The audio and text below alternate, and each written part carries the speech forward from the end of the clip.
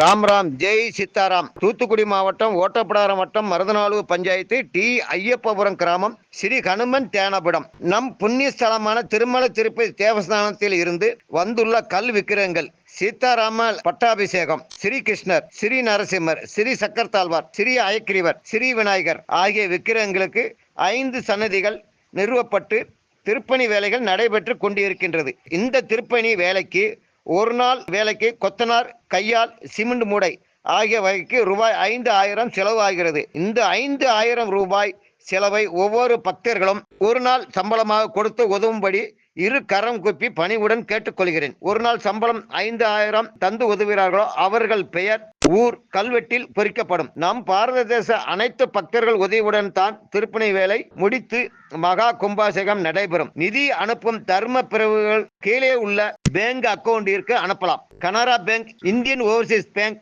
ICICI bank. நீங்கள் அனுப்பும் நிதிக்கு வருமான வரி விலக்கு உண்டு. ஜெய் சீதாராம்.